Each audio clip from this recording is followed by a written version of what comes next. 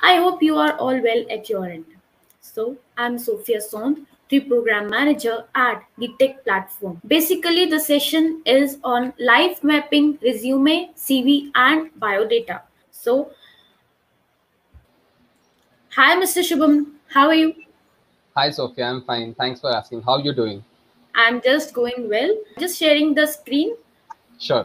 Yeah, it's done. So, all the very best for the session. Thank you, Sophia. Most welcome. Yeah. So, hi, good morning, good afternoon, good evening, everyone. This is Shubham Dumbre back with another interesting session, I would say, because today's session will actually came up with an idea of helping each other, with an idea of solving the common queries which I came across when people were applying for jobs when they did not get response from the recruiters. So it struck my mind that probably I can create like a session for this, and we can discuss such problems. What exact problems or what issues do we face while creating a resume, CV, or biodata? Firstly, all these three things are not the same. That is a very big misconception. Many people think that it is synonymous, but no, there are differences. There each one has a specific task to do. Each one is necessary for a particular set of tasks, a particular set of responsibilities, and you say they are all moving in the same, you say, flow, but not in the same direction. And that is the reason I thought of combining it all together to clarify all such doubts. And the session primarily will also talk about life mapping. So in life mapping, we will be discussing about what exactly are we trying to attain in our life, and how we have to move up about it, how we have to go about it, what mistakes we actually do a lot many times while when we are asked some personal response questions regarding our career, regarding our life and all, and how to tackle such questions during interviews. And the next part, of course, the primary part, after which you will get an interview round, that is the resume, CV, and biodata. So let's start with it. Before that, I would like to showcase a small 30-second video that walks you through my video CV. So it's an interesting concept nowadays. Because of digitalization, we all are like well versed with different tools, and I have created a short 30-second video to introduce myself. So I'll just present it to you now in the next slide.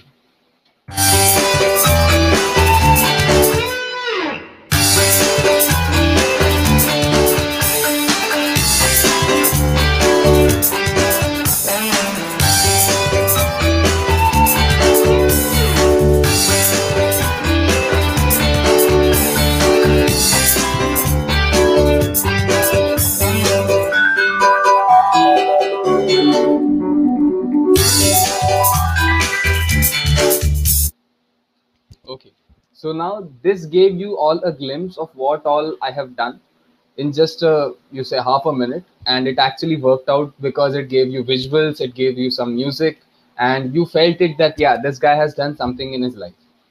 Now, what level, what exact specifics, all that needs to be understood in well in depth. But now you got a glimpse that yes, this person has done something that is probably good. He has impacted so many people, and he seems to be a valid one. He seems to be an authentic one because the videos were like acting as a proof.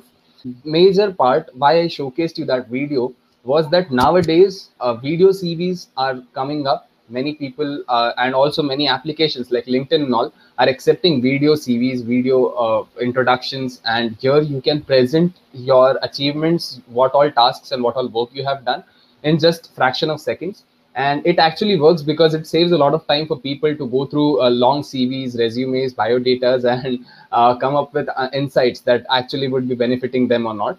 So for that, now very first principle that comes into picture when we talk about life mapping or else career roadmap, career setting, is the SWOT analysis.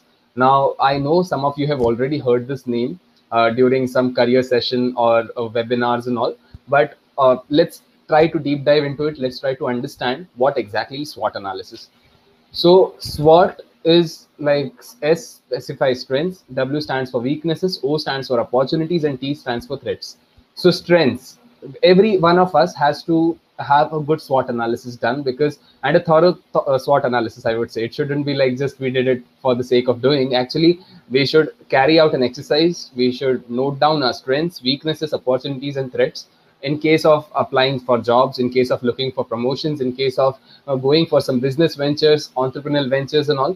So for everything, every person has to have his or her SWOT analysis. Also, an organization, company has his or has its own SWOT analysis done in order to understand the projections, in order to understand the growth cycle and insights that would actually benefit them in the long run. And so let's understand what strengths would talk about. So strengths actually will mean a list of all the things that you do well, the list of all your proficiencies, the list of your you say skills that actually measure your credibility, that actually give you the power. That, for example, if you're a good artist, probably if you're good with creation of music, then you are that is your strength, that you can create music probably using some softwares and all. So strengths, those are your strengths. Now when we go to weaknesses, now in case the weakness is probably that you fumble while speaking, or else you're not sure what exactly needs to be done when you have to address a public crowd, or you say a big crowd. So at that time, that is your weakness, so you need to note down such points and you need to start improving on them. Third is goals. So what are the opportunities that you could have after improving, after noting, after working on your strengths? That is most important thing, because analyzing your goals and working towards them is something that will matter a lot when we create any resume or CV or any biodata, because each one of these are specific to the opportunities that we are applying for. It is not one size fits for all. It actually means that you will have to have a customized approach for the kind of opportunity, the kind of role you are applying for. That is the reason you need to analyze your opportunities. What are your exact goals? Why are you particularly working on that particular roadmap or route? And what's your career projection about it? So that's about goals. And threats. What are the obstacles that you would face? For example, obstacles can be due to pandemic. You were planning to go for higher education, but you're not able to go there.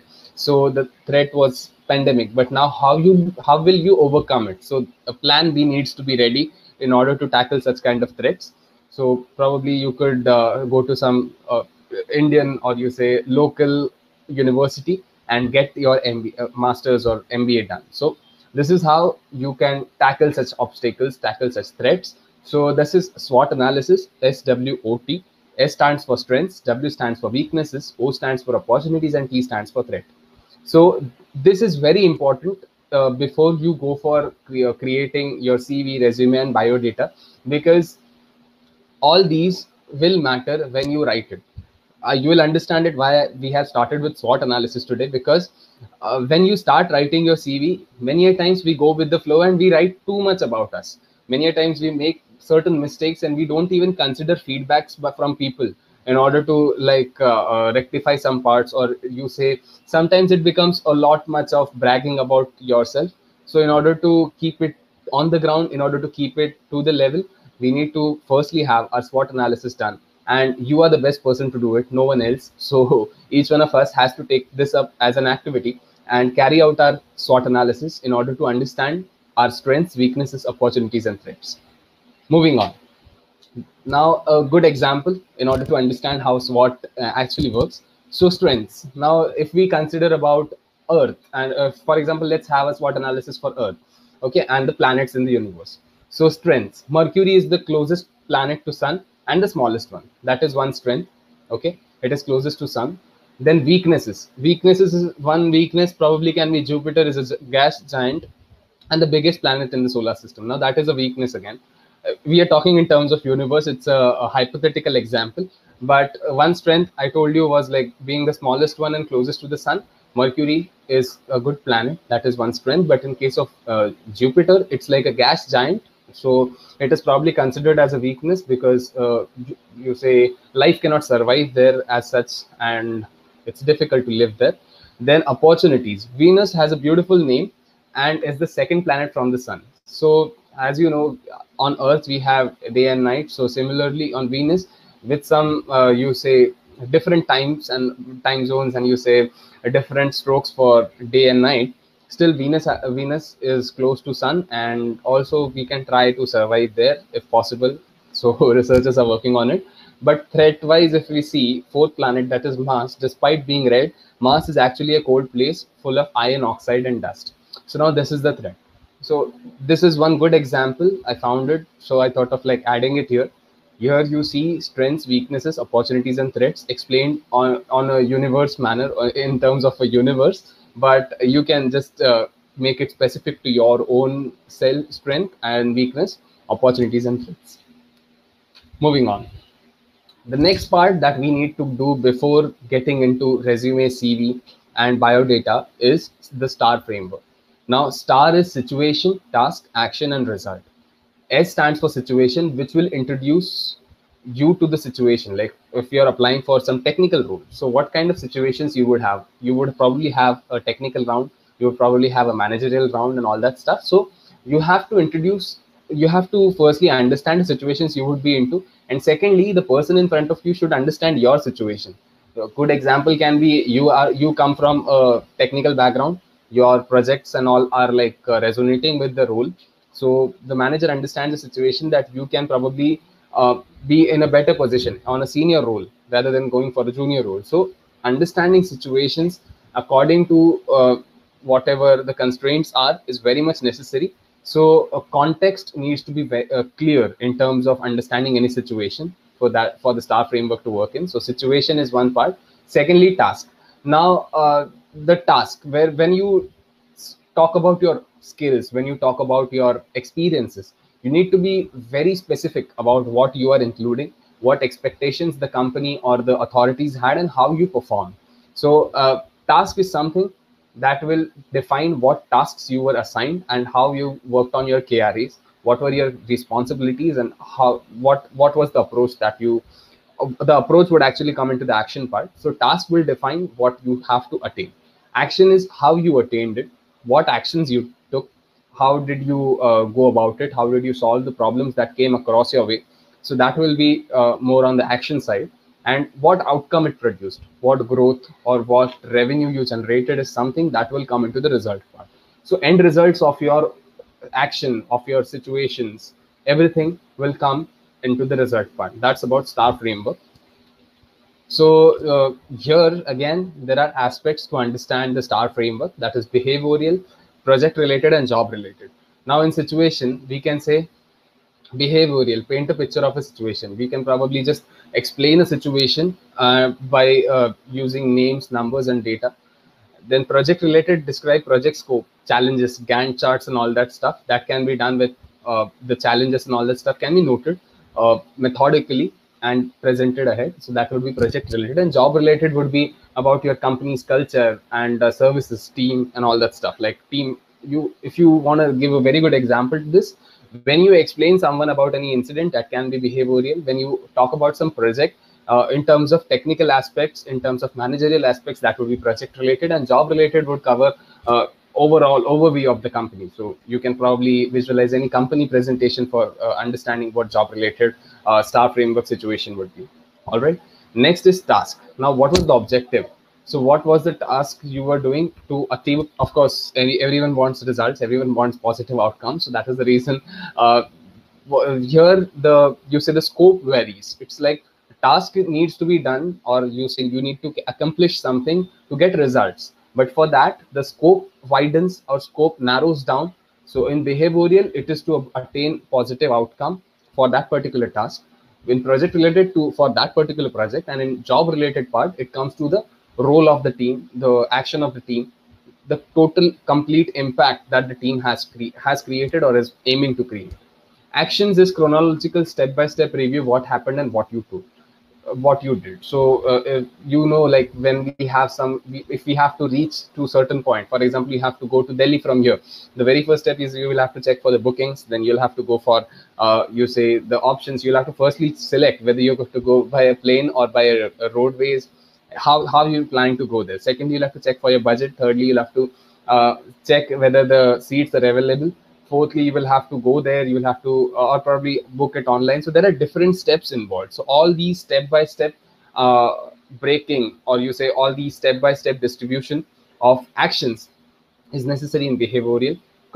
Again, in project related also, we have Gantt chart to, for example, if we are developing a product or you say we are developing a project. So in project, you will have to firstly start with the initiation, then you'll have to go with the discussions phase, then you'll have to go with the funding phase, you'll have to discuss it, create the prototype, then you have to go for the designing part, then for the final market reach and all that stuff. So there is a step-by-step approach to everything that you need to do in terms of your project. and job related is your responsibilities, your KRAs. So again, your actions will matter. Whatever you do will be accounted, and you will be asked questions related to it. So you need to be sure what exactly are your tasks, what exactly are your KRAs, and you have to work on it accordingly. Result outcomes is the lesson learned in terms of behavioral. Results, achievements, lessons learned. So what learnings you had and what outcomes you gave will fall into results. That's about the STAR framework. Now, when we talk about any such frameworks, we have to understand that we'll have to set some goals, some targets, some, you say, points which we can consider as a success measure. And for that, nowadays, as we are digitally transformed, so there's a new term that comes into picture, that is SMART goal. And what is SMART exactly? So SMART is S stands for specific, M stands for measurable, A stands for achievable, R stands for realistic, and T stands for timely. If you see, it goes up and up, like it's like a ladder that you will have to walk on, and that will actually take you towards your goal. So the graph actually depicts it, and that is the reason we have to implement SMART goal strategies. We have to implement the SMART framework to attain, or else you'll have to plan our CVs, our summaries, and all that stuff accordingly. If I am good with, you say, coding stuff, and if I'm applying for a sales role, it does not make sense because I am doing something that I'm not happy with. So you all must have come across such situations at some points due to challenges, due to monetary issues and all that stuff. But for that, what are the steps you're taking for? If I have to reach to the position of a CTO, that is Chief Technology Officer, I should start into a technical role. I shouldn't start into an accounts role or a legal role, because then I won't be able to reach the CTO position.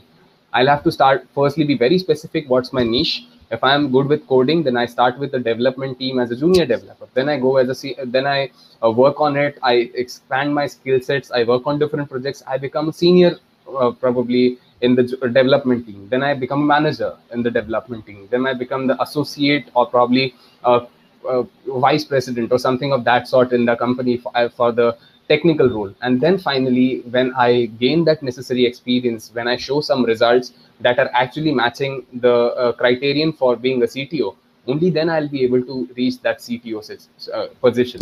Or else it won't be possible for me if I go into some accounts role, then I jump into some marketing role, then I jump into some legal role. So that won't give me a specific direction. And that is the reason you have to set your goal very specifically. What exactly are you trying to attain? If you want to become a data analyst, data scientist, then you have to start with Python, then Power BI and visualization tools. If you have to go into some testing roles, then you'll have to start with Selenium, Jira, and all those testing. If you are good with digital marketing, then you have to understand the basics of digital marketing, how the web world works, and how the internet era is actually expanding.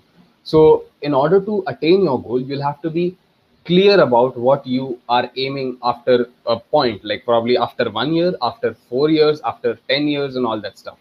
So for that, we'll have to set our short-term and long-term goals. So now short-term goals can be like loan, credit card payments, rent or mortgage payments, insurance payments, household appliances, wedding and travel. So these can be short-term because these are very limited to timings. If you talk about like loans and all, it's like recurring. So you need to clear it off so that you become free from all liabilities and you get the flexibility to live your life according to your choices. But for that, you'll have to set your short-term goals very specifically, to the point, within your budgets, within your limits, within your constraints, so that it does not become a burden to you to overstretch yourself and lose your health and happiness. So short-term goals need to be very specific in terms of what exactly are you targeting and what you actually want to attain in a short span of time. Now let's go to the long-term goals. Now long-term goals can be paying off mortgage, college fund, starting a new business, a retirement savings, and purchasing a home. Now, if you see these goals, now these goals are actually bigger in terms of investment, bigger in terms of time, and looking at the income that we generate, it's not easy to drive such kind of long-term goals easily. And that is the reason we have to have a good amount of time in order to finish or attain our long-term goals. And that is the reason we have to have such kind of list that will talk about our short-term goals and long-term goals. You can define your short term and long term. It varies from person to person. Short term for me can be 1 year, long term for me can be 5-10 years. For you, it can be something else. So just an example, what are short and long term goals? So till now, we discussed about the SWOT analysis, we discussed about the STAR framework, and we discussed about the goal setting part, that is smart goal setting. Let's move on ahead to the main topic. But before that, now we all are professionals from different industries. We all took some routes in common, some routes varied, some intersected. Probably when we used to be in our junior college, we all sat together. But now today, some people are doctors, some are engineers, some are into you say some language specialty, PhDs, and all that stuff. So we intersected at some or the other point here, and our pathways crossed, of course. But all of us are standing at some or the other position according to our skill sets, according to our experience, according to our exposure, our interpersonal skills, and all that stuff. So, if I see that, for example, if Madam A is a teacher and this guy is probably a gym trainer, this guy is a business professional.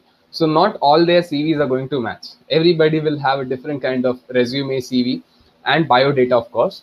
So, you just cannot copy anyone's CV or biodata, because everything that is about you varies from person to person. It's a different piece of document for each one of us. So we need to firstly make sure that we are not copying anyone's CV. We can have some understanding from their CV, of course, but we shouldn't copy anyone's CV.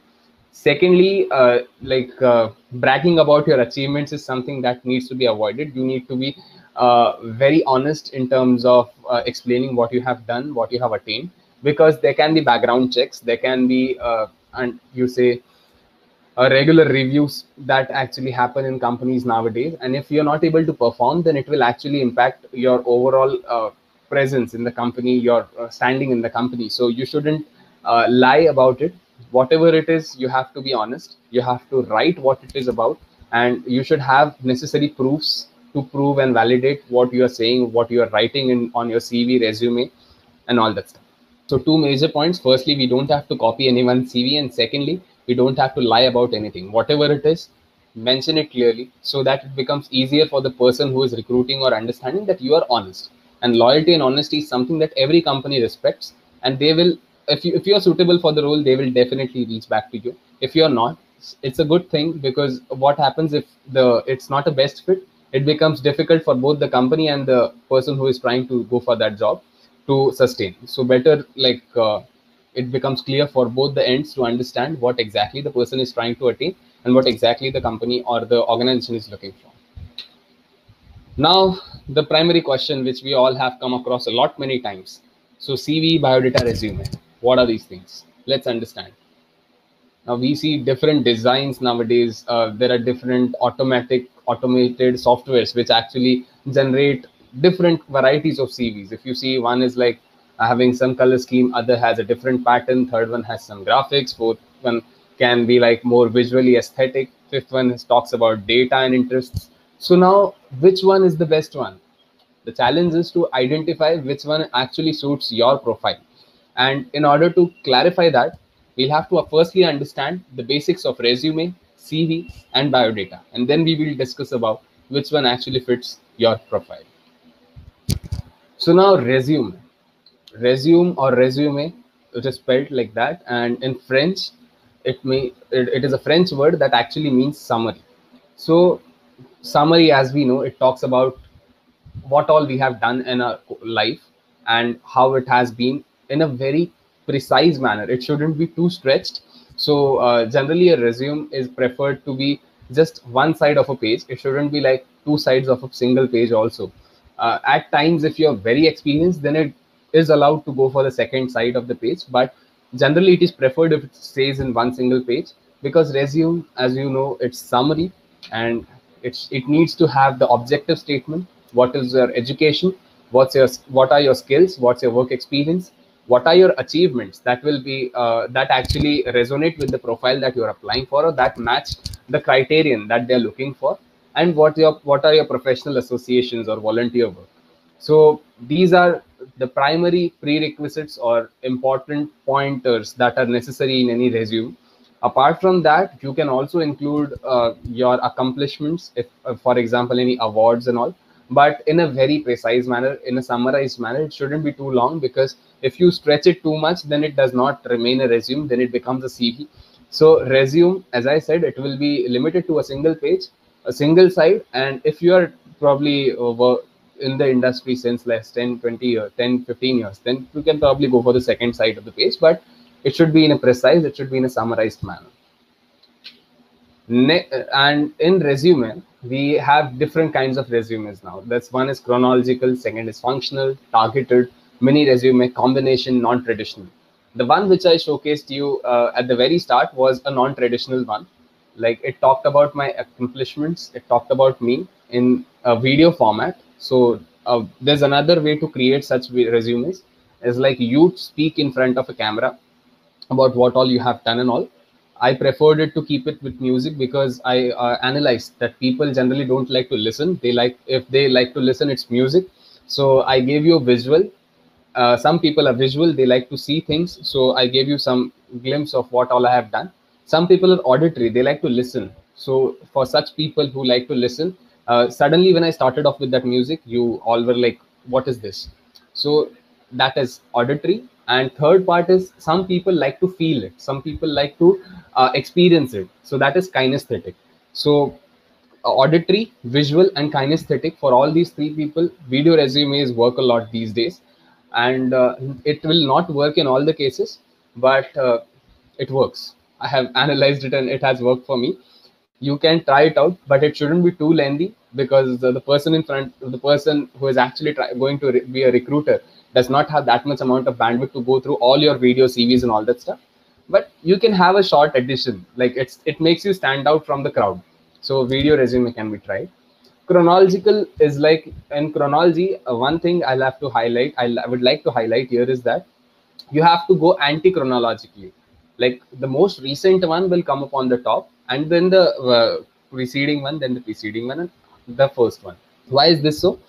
Because what currently you are doing, if for example, if I'm working in some company, and I left probably 2 organizations before this company, then the recruiter is interested in what are you doing currently. He or she is not much interested in what you did before. They are concerned with the your present position, and what all you can actually do in the role that they are looking for. So it should be anti-chronological. It matters to note down all your experiences, but in a very precise manner if we are talking about resume. So chronological resume, then the functional resume is about skills and experience. Now, if I'm a technical person, I am, of course. So if I'm a technical person, I'll have to highlight my achievements in terms of technology.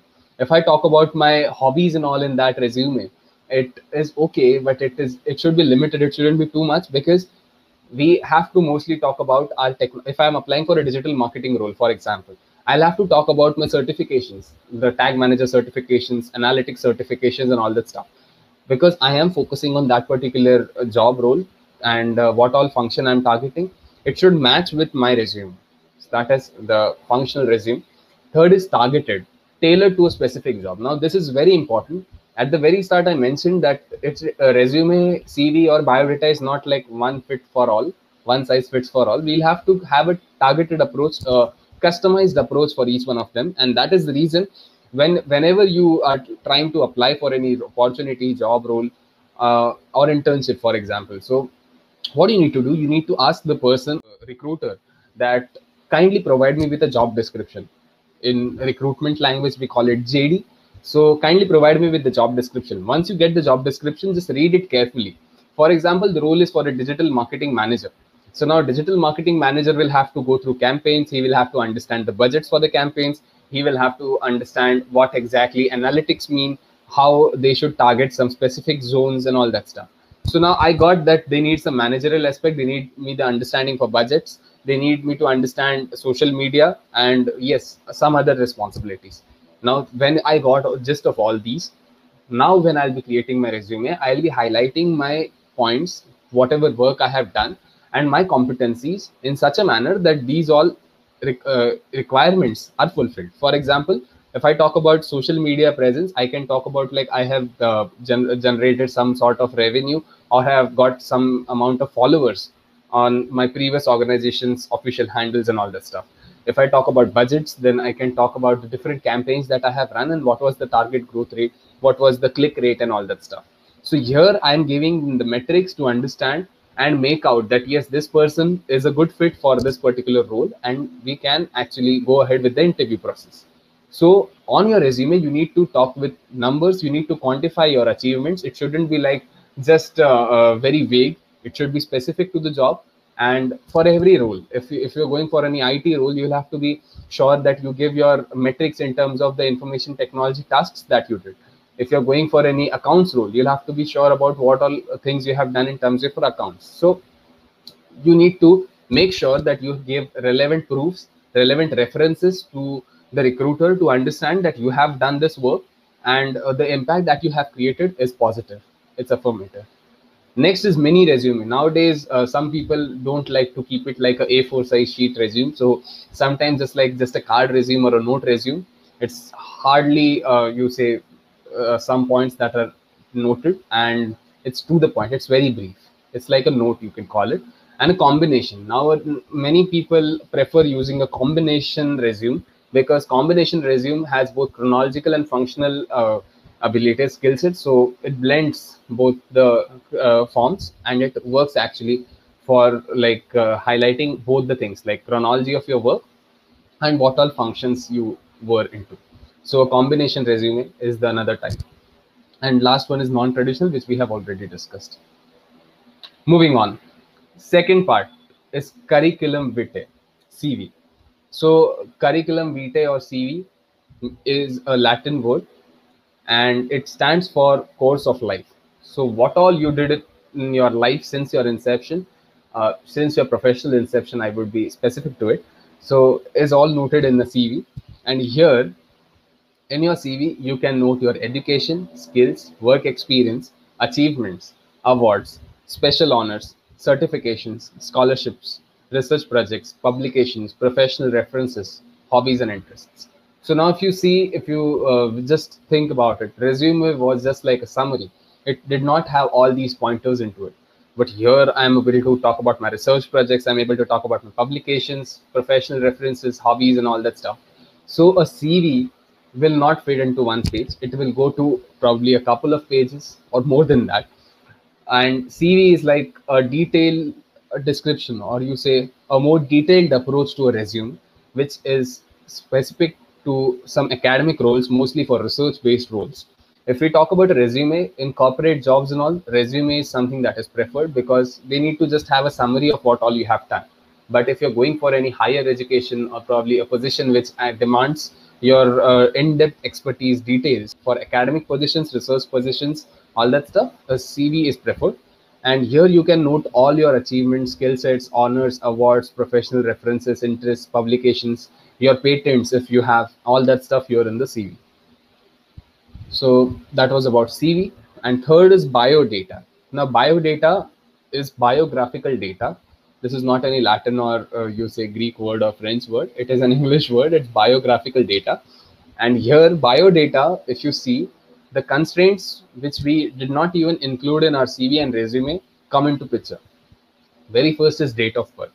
I would suggest you all, please do not include your date of birth and these are mostly all of these constraints into your resumes and CVs because it is not necessary.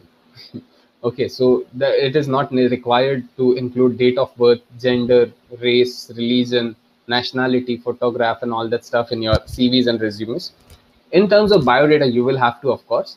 So date of birth, gender, race, religion, nationality, photograph, marital status, residence, height, complexion, father's name, family information, educational background, work experience, skills, hobbies, and interests. So here, this is like completely about you as a person in terms of your personal life, in terms of your professional life, in terms of your impact that you have created according to it. But here you are not going too specific into your professional achievements. You're just notifying, like for example, if you're an engineer, you will just say BE and whatever stream you are. You're not going too in depth. For in some countries, biodata is used as like for job applications and all, but in our country like India, here biodata is considered for matrimonial purposes. So here you don't need to be very specific in terms of what all your final year projects were and all that stuff. Biodata is like you give a complete glimpse of what person you are, what kind of your abilities are, and what is your height and all that stuff. So biodata is used mostly for matrimonial purposes in India. In some countries and in southern part of our country, at some points still it is used as a resume or CV. But preferentially, biodata includes a lot of personal information which is not required as such for the recruiter at a very first sight. Because any which ways, if they are interested in your profile, they will interview you and they will get all the constraints before creating your or making your agreement. So you don't need to include all these details at the very first part. All right. So this is biodata. Now, just to give you a mapping, or let's map the important points, what we understood till now in our discussion. So, resume needs a concise summary, CV needs a brief, so and biodata needs a concise summary or as it is requested. Now, in terms of biodata, sometimes the biodata can be around 1 to 2 pages. Sometimes it even goes to 4 to 5 pages, depending upon the kind of person you are. It would vary, but resume is preferred to be in 1 or 2 pages. If you see the length column here, it is preferred to be 1 or 2 pages long. If CV can run for 3 pages, 3 to 10 pages, and biodata to 1 to 3 pages. Yeah, so that is the length. And personal details, as I mentioned, on a resume are very minimal. You don't need to even include much of your personal details there. Then CV needs to be very minimal personal details, and you can actually highlight a lot of your professional achievements there. And biodata would actually demand a lot of personal details and more focus or emphasis on them. Customization, so it can be customized to highlight your skill sets according to job requirements. So as I mentioned, resumes are the one which are actually preferred in corporate job roles and all. So if you're targeting any specific designation or position, you can go ahead with a resume. If you're if it if you want to go for some academic or research role or some higher role which is actually like resonating with the requirements of the company, you can go with a CV, but it is mostly preferred in terms of any academic roles or research based roles. So you can go with the CV for that purpose. And biodata, it depends upon the location actually where you're using it. In India particularly, it is used for matrimonial purposes, but it varies according to locations. So resume is preferred for corporates. It is for academics and here and like last one is preferred for applying jobs and matrimonial alliances. Coming to resumes widely across many countries such as USA, Canada, etc. Then we have some countries like New Zealand and all India which prefer CVs, and our third one, biodata, is preferred in South Asian countries like India, Sri Lanka, and Bangladesh. So that's about resume, CV, and biodata. Now, as always, I have got some tools or probably some websites which can actually help you in creating fantastic resumes, CVs, and biodatas. So not all of these are free. Not all of these are paid. They give you free trials to work on with some basic functionalities and all that stuff. But you can give any of these a try. And I would like to highlight LinkedIn here. LinkedIn has a LinkedIn Premium version, LinkedIn Premium Careers, which you can try. It actually is very beneficial if you're going for any jobs or if you're looking for any opportunities, because it really benefits you. It gives you good reviews and all that stuff, and it helps you in building your profile well. If you don't have a LinkedIn profile, I would recommend please go for it. Create your LinkedIn profile as early as possible. And nowadays, even before your CV, people will prefer to watch your LinkedIn profile, what type of connections you have, what all work you have done, and all that stuff. Because LinkedIn is like your professional mirror now. So better if you create a LinkedIn profile, and do include your LinkedIn profile link in your CV because it stands out from the regular crowd. So go with a LinkedIn profile. I'll be showcasing my LinkedIn profile ahead in the session. Then we go with then other tools which can actually be used to create resumes or CVs are Novo Resume, Cool Free CV, Freesumes, Great Sample Resume, Canva, Visual CV, CV Maker, Overleaf, Resume.com, Resume. So these are some very good examples of tools which actually work in terms of creating resumes and CVs. And if you need, you can just have a snapshot of this particular screen. This, you can use any of these to create your own resumes and CVs. Before we go ahead, I want you all to be very clear about your career map, because whatever you are going to write on your resume, CVs, or in biodata will all somewhere or the other fall into your career map, into your life map. And that is the reason we have this session on life mapping. So let's just deep dive into some constraints, some important constraints, I would say, that would matter you to have clarity before you start with your own personal documents like resume, CV, and biodata. So let's go ahead with it. The very first is aspirations. Here we have to be very sure about our professional, personal dreams, and what are our goals, plans, and desires. So aspiration is something that we are aspiring for, that we are actually looking forward to. So it is like a state of being into something very good ahead in future. That is aspiration. Knowledge is something that will talk about your different specific industry specific knowledge, like science, nutrition, history, finance, fashion, technology, management, different verticals. So what kind of knowledge you actually possess, that will also play a key role in mapping your career. Then interests like if you are good into music, if you are good into writing, if you're good with social media, designing, construction. So what your interests are will also be aligned with your career map, with your life map. So make sure what are your skill sets, what are your competencies.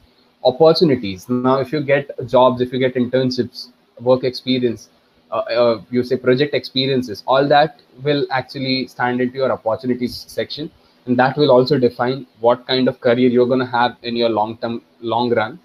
Qualities, now what kind of a person are you? If we Are you team player, are you like self-reliant, are you a time-based person, how do you perform and all that stuff. Qualities, what are your qualities? Are you adaptable to new technologies and all that stuff? How good are you with people? What are your people management skills? Will fall into qualities. Achievements will talk about your awards, your patents, your scholarships, and all that stuff. So what all you have achieved till now gives a credibility. It actually acts like a credibility for you to pitch in and go ahead. Barriers, what are your threats? So your location, for example, you have got a good opportunity in Delhi, but you are in Mumbai. You cannot relocate. So one constraint is location. You have to probably try to overcome such barriers in order to be open for the opportunities and scale your career ahead, scale your future ahead. Money is something that actually hinders a lot many. So if possible, try to be self-reliant, become independent in terms of finances, and again your opportunities probably will knock your door. It is you who has to grab it and go ahead. Personality wise, how are you? You are logical, you are relaxed, what kind of person you are, how driven you are, what's your motivation behind it. Are you an introvert, are you an extrovert? That will all talk about your personality in your life. Motivations is something that will talk about independence, influence, justice, and control, money, risk. So what amount of risk are you willing to take? For example, if you are a married person, you already have got a family to look upon. Even if you're not, you have to contribute some amount of your money to a family. So here, after your marriage, the amount of burden you have is even more than the one which you had when you were a bachelor, because now you have to even cater for your family and the family which is coming in future. So here you have to make provisions for all such stuff, and you are not willing to take much risk at this point of life. So that is the reason it is sometimes analyzed that bachelors tend to change jobs a lot many times, but the ones who are actually married, they are not willing to switch easily because they need stability now in their lives. Next is skills. So here you need to be creative. What are your coding skills? What is your communication, accuracy, literacy? All that stuff will come here in the skills part. And how quickly you learn, what's your learnability, is something that will play a key important role in terms of defining your skills. It is okay, for example, nowadays as technology is regularly upgrading, I probably earned a certification 3 years ago, but now if I have to adapt, if I have to use that technology ahead, I'll have to be with the dates. And that is the reason many a times we have seen certificates coming with expiration dates. It is just because they know that after a certain period of time with the upgrades, the person needs to again take a skill assessment in order to prove his or her competency over that skill, over that tool, or over that resource. And that is the reason your skills will play a very important role with your experiences. So keep on learning, keep on going ahead. All these pointers, aspirations, knowledge, interests, opportunities, qualities, achievements, barriers, personality, motivations, and skills will play a key important role in your life mapping, in your career mapping. So make sure that you are clear on all these aspects, and then only you go for creating your CV, resume, and all that stuff. Sometimes at some points you would feel that you're not sure about some parts, like how it would be after 10 years. You become pessimistic at some points. It's okay. You should consult it with some career expert. You should talk to your mentors, probably the ones whom you actually believe have attained something good in their life, and learn from their experiences what mistakes they did, and then accordingly plan, strategize, and go ahead. These are some good examples of you say one pagers, resume, CVs, and all that. So if you have to just give a summarized version, the right one. If you have to just go with the you say like a detailed approach, then it can be the left one. These are some patterns. You can create the CV as you want, but here they have included photographs in these samples. But I would recommend, if possible, do not include photographs in your resumes, because nowadays there are ATS systems that actually scan your whole CV. They pass your resume, and if there is some graphic or image that is being found, then it is not read, and if it is not read, then it gives an error. So better if you do not include your photographs in your CVs and resumes. I have personally, I had made this mistake at my initial day, in my initial days, but later when I understood it is not necessary and how it fails, I started to like cut that part off. So I did not include my photograph in my resumes and CVs. Now, one good thing before we sign off for the day would be like set the goal, make a plan, get to work, stick to it, and reach the goal. So this is like a very good you say understanding of what we have to do. We have to set a goal. For example, you have to create a resume, make a plan. How would you go about it? You can probably refer to this session, probably refer to the various career resources which are available in abundance on the internet, and then get to work, like how you have to improve. If you do need some certifications to go to your target role, like for example Microsoft Azure certification, or else some cloud computing competency, AWS certification, go for it. Learn, try to work, stick to it. You'll have to put in some hard effort into it, some smart you say techniques into it, but it will work, and then finally you will reach the goal and attain satisfaction. So I hope today's session gave you a glimpse of what all you need to do and what all mistakes you have to avoid while creating your resume, CVs, and biodatas. And before signing off, I would like to firstly say, make it happen. You can do it for sure. And that's my organization, Delta the Innovators. And I would also like to thank the Tech Platform. I'm happy to be associated with them since last couple of years now. And references are, of course, Wikipedia, blog articles, career workshops, and smart resources. So I remember I had said that I would be showcasing you my LinkedIn profile in order to give you a glimpse of what LinkedIn is. So let's go to it now. Yes. So now here, this is my LinkedIn profile. You can just visit this link, linkedin.com, and create a free profile. That would actually like benefit you, because this is like your digital portfolio actually that works, and it showcases, it talks about you. The video which I showcased you is the one which I have kept here. I think it needs to refresh. Just a second. Yes. So you see the video which I showcased you, it adds in here. So if a person is interested to know me, he or she can just click there and have a look at what work I have done. Then I go ahead with what all things I have done. I probably have my content here, what all activities, if I conduct some sessions, if I generate some content, what all I do is all highlighted here in terms of professional aspects. What am I as a person is all written in the about section, a summary section, and what all experiences do I have. So all that is noted here in the experience section. Education wise, what is my education is noted here. What are my licenses and certifications? All those come here. Then volunteer experience, skills and endorsements, and recommendations. Now recommendation is one primary part which I want to showcase, because it plays a key important role.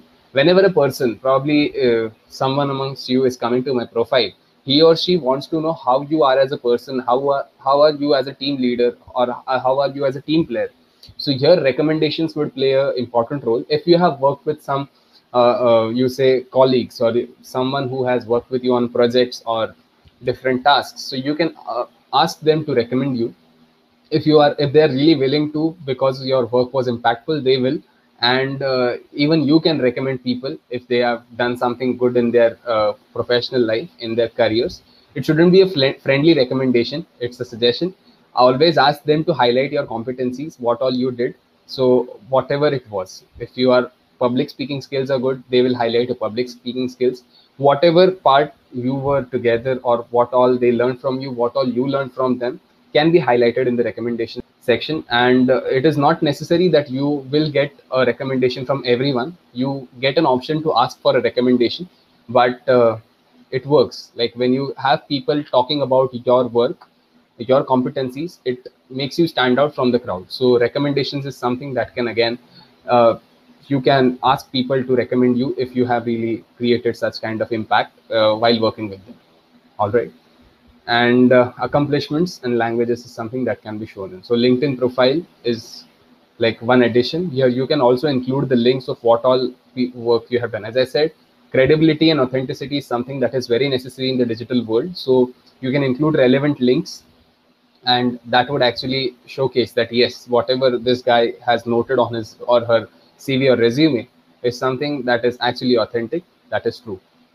So with this, the name is Shubham Dumbre. You can just search me on LinkedIn and we can connect in case you need any help with your profile or with your, you say, resumes and CVs. I'll be happy to help. Let's connect and go ahead. With a thought, I would like to conclude the session. Let's network to increase our net worth by impacting lives together. With this noble thought, I would like to hand it over back to Sophia. Yeah, Shubham. You're done? Yes, done. Okay. So it was a nice session that you have explained about the resume, what is a CV, what is a biodata, what is and what places you have to give that. In Correct. some job places, what you have to give, either it's a CV or biodata, the examples which you have given. I hope that people have understood that how to write a resume, what things should be added in the resume to make it more good, Correct. to make it more attractive to the people who want to hire you, right? So it was a very nice session. And people, if you have any question regarding that, and if you feel something that you are not able to make a good resume, or you have some problems, that if you go for an interview and they ask you about the resume is not good, and anything which happens in interviews. And so if you have any queries how to write a resume, what words should be used in the resume to make it attractive and to make that person that he should hire you, right? While seeing the resume, he should say that yeah, you are done.